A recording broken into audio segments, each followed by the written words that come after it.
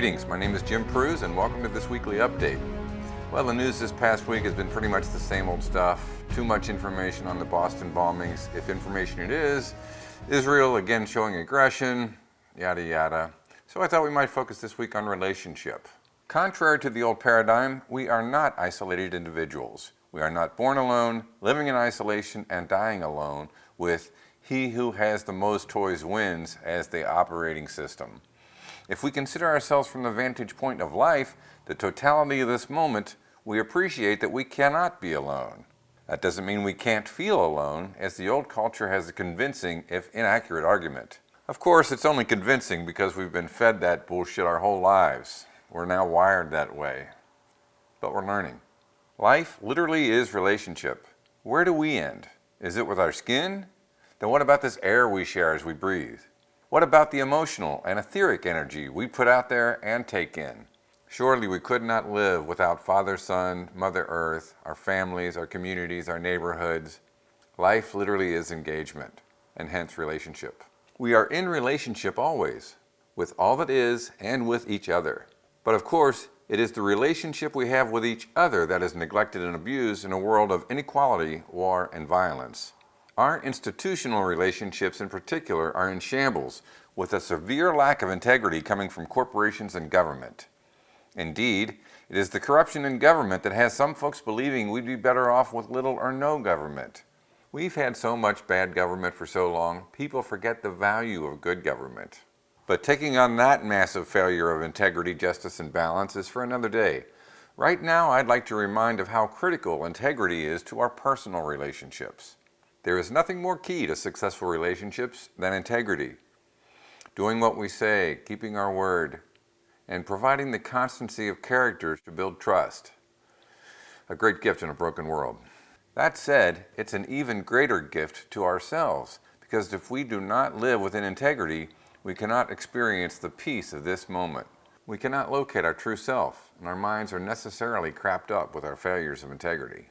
This world has been broken by greed and avarice, and it is being healed with compassion and the choice for abundance.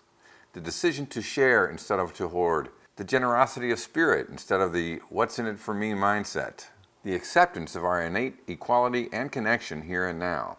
This innate equality is huge as well, because we cannot have an honest relationship if we feel superior or inferior to another. To quote from the Declaration, "The meager distinctions of gender, color, class, looks, religion, sexual preference, or wealth are of no consequence in light of our true nature." So, with relationships that hold integrity and equality, we have grounds for trust. And through trust, we find our way to intimacy, the physical kind, and genuine kinship. And through kinship, through our connection to each other, we find happiness. Woohoo! Israel bombed targets outside of Damascus twice in recent days, with a great deal of obscurity around why. Are they trying to help Syrian rebels? Stop Iranian arms shipments, as they suggest? Are they going after Hezbollah? Hard to say in a media world that thrives on misinformation, but that seems inevitable when we have corporate ownership of media. So, while it's hard to imagine a more humble beginning, it's my hope and intent that these weekly updates sooner or later blossom into a news and information resource that deserves your trust. How refreshing. Food guru Michael Pollan, in his new book, Cooked, A Natural History of Transformation, argues that home cooking is a wildly transformative act that strikes at the heart of the processed food business. Not only does home cooking reduce the processed garbage in our diets, it creates a great ambience of sharing and working together.